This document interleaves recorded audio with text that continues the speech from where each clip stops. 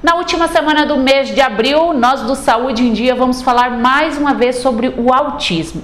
Hoje, focando especialmente no diagnóstico, não só em crianças, mas também nos adultos.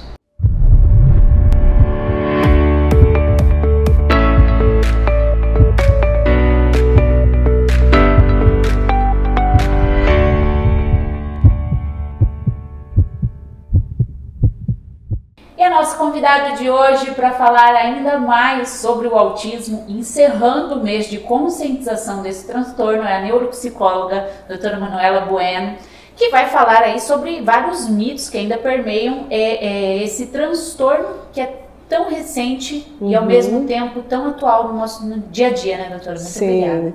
Obrigada eu que agradeço pelo convite, por poder estar aqui conversando um pouquinho com vocês. Doutora é especialista, né, sobre o autismo. Sim, eu tenho especialização em autismo e análise do comportamento aplicada, ABA, que é o que muito se fala hoje também, aplicada ao autismo. O que é o autismo? Só para o pessoal que vai nos assistir entender do que nós vamos falar hoje. Autismo é um transtorno de neurodesenvolvimento, né? Ele acontece na primeira infância, nos primeiros anos da criança. Então, o cérebro se desenvolve de uma maneira diferente de uma criança típica, uma criança que não tem nenhum transtorno de neurodesenvolvimento. O cérebro realmente é diferente. Não é uma doença? Não é uma doença, é um transtorno. Doença tem cura, né? A gente trata e ela tem cura. O transtorno é uma coisa que você carrega ao longo da vida. Então, assim, uma criança autista, ela não vai deixar de ser autista. Ela vai ser um adulto também autista. Doutora, então, por ela não ter uma cura, mas ela tem evolução com o tratamento? Tem evolução com o tratamento. Então, o autismo ele não tem cura. A pessoa vai continuar sendo autista. Porém, um autista nível de suporte 3, ele pode descer para nível de suporte 2 e nível de suporte 1. Então, o autista ele transita dentro do espectro. Ah, um autista nível 1 pode ser nível 3 depois, no futuro? Não. Nunca vai piorar. Se ele foi diagnosticado como nível de suporte 1, ele vai continuar sendo nível de suporte 1. Porém, se ele foi diagnosticado como sendo nível de suporte 3 e tiver as intervenções, as terapias adequadas, ele vai descendo até nível de suporte 1. A senhora fala de nível, isso baseia-se de que nem todo caso pode ser medido com a régua, nem todo caso, não. Nem todos os casos são iguais. Não são iguais, né? Por isso o nome de espectro. Então, assim, dentro do espectro, por ser muito amplo, né? Um autista que está dentro do nível 1, ele pode precisar de mais suporte do que um outro que também está no nível 1. Né? Um autista nível 2, ele pode ser verbal, falar, como ele pode não ser verbal. Então, assim, tem autistas que não olham no olho de jeito nenhum, não fazem o contato visual. Porém, tem autistas que olham no olho. Então, não é regra. Não existe uma regra para diagnóstico, para falar que a pessoa é ou não autista. Existem algumas características, né, que a gente precisa entender. Sobre as características, a partir de que idade, falando da infância, os pais precisam ficar atentos a essas manias, a alguns gestos, a essas características mesmo? Então, desde muito cedo, a criança apresenta alguns indícios. Por exemplo, a mãe vai dar de mamar. A criança não olha para a mãe, não faz contato visual, né? Uma criança que é muito quietinha, que nunca chora. Ou uma criança que chora demais, que não dorme, né? Aquelas crianças que viram à noite, o dia, são crianças que precisam ser investigadas. Isso quando bebê? Quando bebê, bem bebezinho mesmo, ali 4, 5, 6 meses. Os marcos de desenvolvimento das crianças começam a ficar um pouco atrasados, né? Conforme a criança vai crescendo, demora para falar. Ah, mas a criança não fala, o pai também não falou, é normal. Não, não é normal. Né? Criança com 1 ano e meio tem que estar falando. Criança com 1 ano e meio tem que andar. Então, se isso não aconteceu ainda, tem alguma coisa errada. Quer dizer que ela é autista? Não, mas é uma coisa que precisa ser verificada, né? Crianças que têm um desenvolvimento normal, não apresenta nada disso que eu falei, tem interação, brinca normal, mas aí chega perto dos 3 anos, para. Como se travasse ali. Isso, ou regride. Isso é um grande indício de autismo. É o que mais acontece, que é o autismo de remissão. Né? Isso acontece no momento em que o cérebro tem a primeira poda neuronal, onde os neurônios são aparados, né? E aí essa poda ela é feita de forma desorganizada no autismo. Que é por volta dos 3 anos de idade. Isso, entre 2 e 3 anos de idade. Existe também essas crianças que os pais não vão descobrir nessa primeira idade. Sim, existe. O autismo nível de suporte 1, o antigo Asperger também, né, que é o mais leve. O que acontece? Às vezes a criança ela vai se desenvolvendo normalmente e algumas características passam batidas, né? E a criança vai, porque se ela não tem atraso intelectual, ela vai se desenvolver, né? E vai chegar lá na frente e em algum momento essa dificuldade vai aparecer. Ou não vai aparecer. A dificuldade nela, porque ela camufla, porque ela aprendeu recursos por si para lidar com isso. Mas aí ela vem a ter um filho autista. Aí o diagnóstico pode acontecer de forma tardia. Que aí entra o caso dos adultos que são diagnosticados já na vida adulta de forma tardia. Com transtorno. Exatamente. Em geral acontece isso, né? Hoje em dia é muito comum. O pai traz o filho para avaliação, para diagnóstico, para ver o que é que está acontecendo e começa a se questionar. Ah, mas eu era assim. Ah, mas minha mãe falou que eu falei com 3 anos. Ah, mas eu não brincava, eu não tinha amigos, né? E aí a gente vai avaliando a família, avalia esse pai ou essa mãe e descobre que ele também tem, que ele também está dentro do espectro. Então isso é bem comum. Dessa questão de família, existe algo hereditário quando nós falamos do aspecto do autismo? Ele é genético, né? É hereditário. Então, se tem casos na família, claro que a chance de você ter um filho autista é um pouco maior do que aquela família que não tem nenhum caso, né? Então, a gente usa a metáfora do copo de gelo, né? Eu tenho na minha família, por exemplo, autistas. Mas no meu copo só tem 2 gelos. O gelo é o gene do autismo, vamos dizer assim.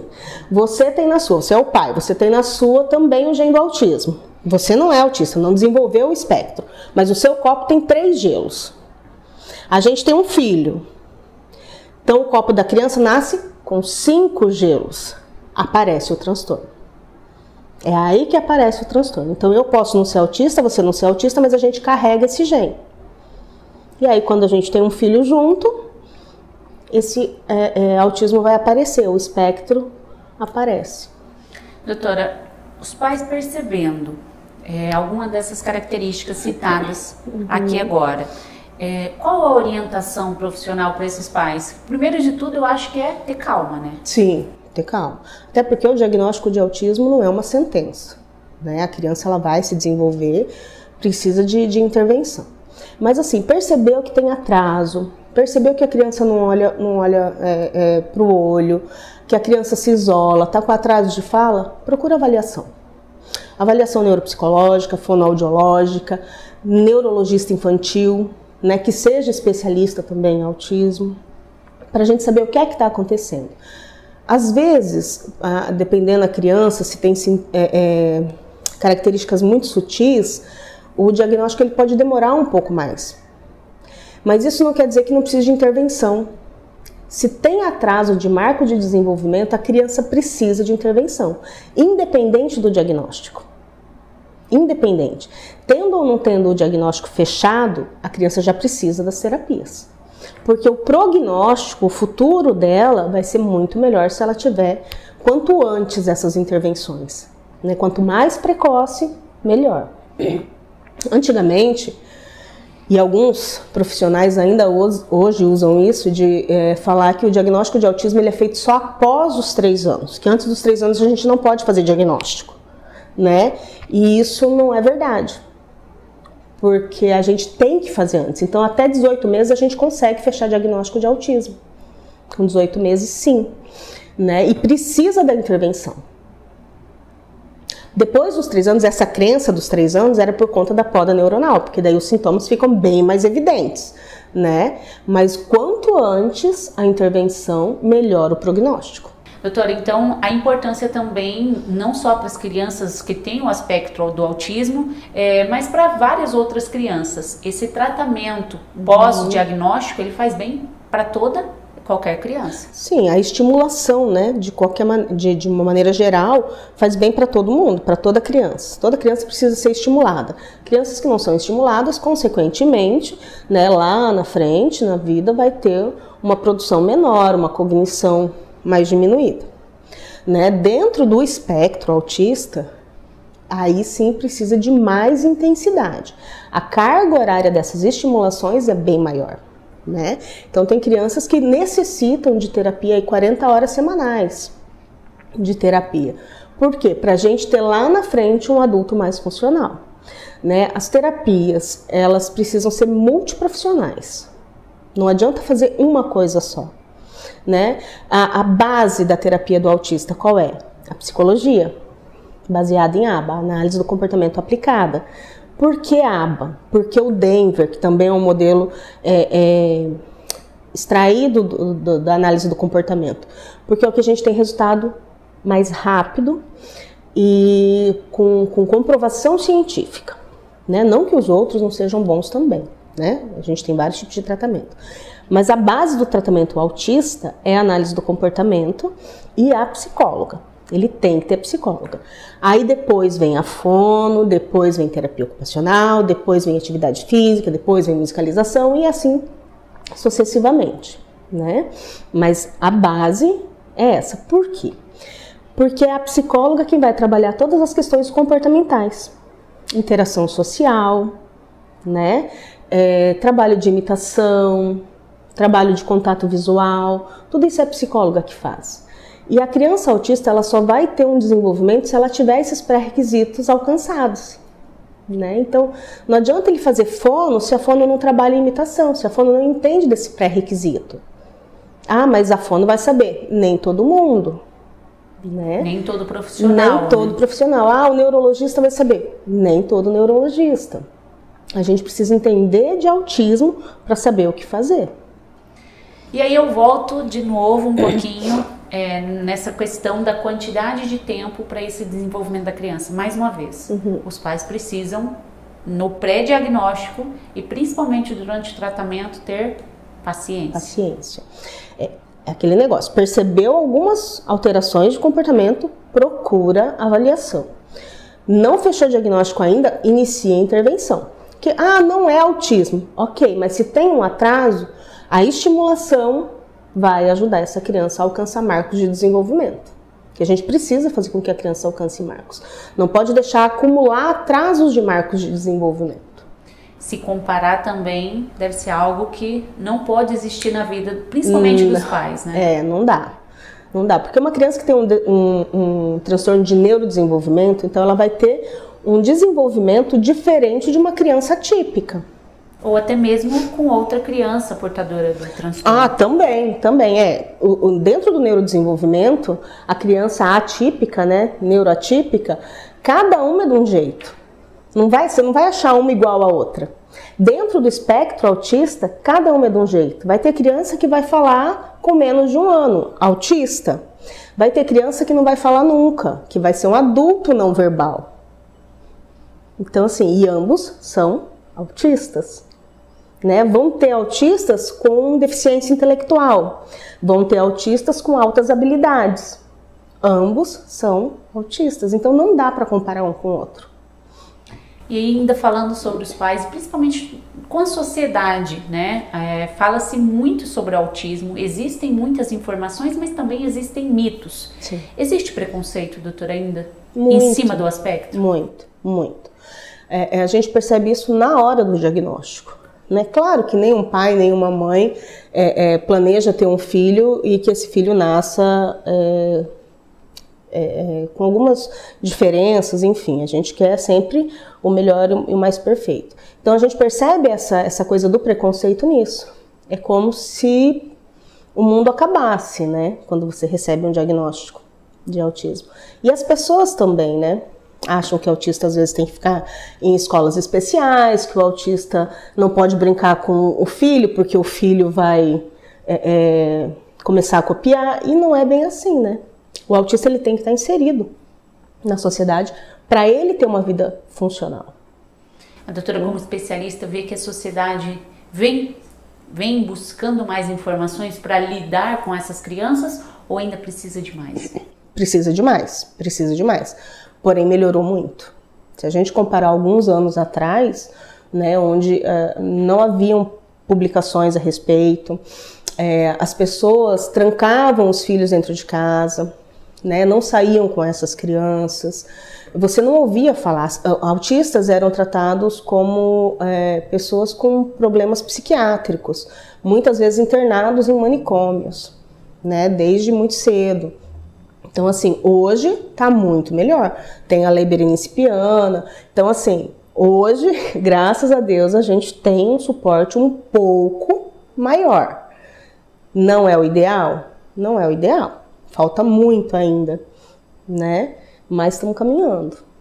Sobre essa questão de tirar do convívio social, acho que é um dos maiores erros, porque toda criança, independente, né, dela ter ou não o autismo, ela precisa desse convívio social para o desenvolvimento. Né? Isso é de extrema importância. Muito, muito. Tanto que assim, a gente até orienta colocar em escolinha, né, quando recebe o diagnóstico, o quanto antes, para ter esse contato.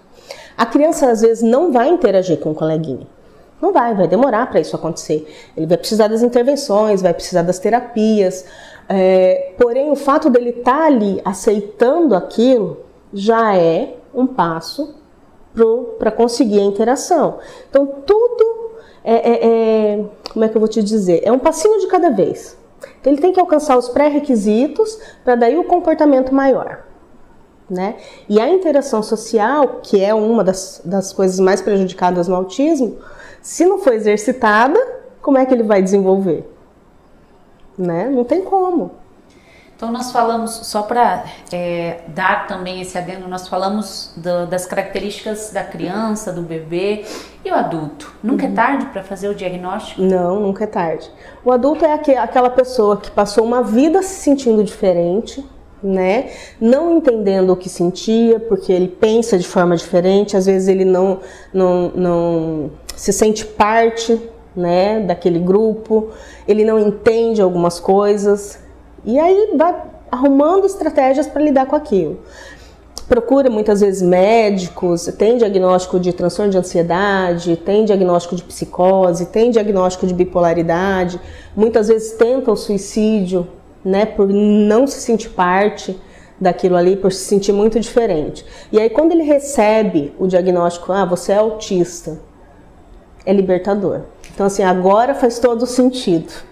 É como se o quebra-cabeça, que é a característica, se encaixasse. Se encaixasse, como se fosse aquela peça que faltava ali para ele entender por que é assim. E o adulto procura quem? Quando ele ouvindo aqui ou tendo, né, essa informação, quem que o adulto deve procurar? Um especialista em autismo. Também, da mesma forma, ou um neuropsicólogo, ou um neurologista adulto, aí não neuropediatra mais, né? Um neurologista adulto e especialista em autismo, porque no adulto é mais difícil o diagnóstico, então realmente tem que ser um especialista, tem que entender muito daquilo ali. E existe vida normal? Acho que é um dos maiores mitos dentro do autismo, doutora, me corrija se eu estiver errado, é que existe vida normal dentro, né, do espectro, das pessoas portadoras do espectro, e até nós temos grandes nomes no mundo afora, sim, que eram portadoras também. Sim, que são, né, autistas. O último que se autodeclarou autista foi o Musk, né? Elon Musk. Então por aí a gente tira. Né? E a vida é normal, é por isso que as terapias, quanto antes, melhor. Né? Quanto mais precoce, porque o cérebro da criança, ele vai, por conta da neuroplasticidade, ele vai se moldando e se trabalhando com mais estímulos, né? Então ele vai amadurecendo de outra forma. E lá na frente ele vai ser um adulto totalmente funcional. Vida normal, vai estudar, vai dirigir, vai casar, claro, se quiser, né? Mas a vida é normal. Não tem por que não. Só que para isso a gente precisa começar aqui atrás. Doutora, antes da gente encerrar, quando se fala desse tratamento pós-diagnóstico, existe o tratamento medicamentoso dentro dessas várias possibilidades ou não? Não existe medicamento para autismo. né? Então não existe, não tem como tratar o autismo com medicamento, só com as terapias. O que existe são medicamentos para as comorbidades do autismo. Irritabilidade, déficit de atenção, agressividade, falta de sono, porque o autista, a maioria, tem dificuldade com sono. Então, para essas comorbidades, existe medicamento e tratamento medicamentoso. Para o autismo em si, ainda não. Apesar de já ter alguns medicamentos sendo estudados, né? Mas nenhum aprovado ainda. Fico alerta também para aquelas opções que o pessoal fala caseiras ou naturais. Sim, não. Não existe. Não existe, não tem nada que vá fazer milagre. O tratamento para autistas são as terapias. Mesmo que você trate as comorbidades com medicamento, ele precisa das terapias. É o único tratamento adequado. Doutora, eu gostaria de te agradecer pelo seu tempo em trazer tanta informação preciosa para o pessoal que vai nos assistir. E abril acabando, é o mês que lembra tanto, que se fala tanto, porém eu acho que o principal é um transtorno que deve ser lembrado, estudado e levado informação o ano inteiro, né? Com certeza, né? E precisa principalmente ser respeitado, né? Eu acredito que a gente tem que buscar isso, o lugar do autista na sociedade, porque ele tem um lugar que é dele, né? Ele não está tomando o lugar de ninguém, é o lugar dele que precisa ser dado a ele, seja nas escolas, seja nas empresas, em qualquer coisa. E a gente luta para isso o ano todo, sim, né? Mais uma vez, muito obrigada. Eu que agradeço. E esse foi o Saúde em Dia desta semana, encerrando o mês de abril, que é o mês oficial de conscientização do autismo. E lembrando, esse é um assunto para ser tratado durante o ano inteiro. E quanto mais informação, melhor. Nós voltamos na próxima semana, sempre com mais informações para deixar a sua saúde em dia.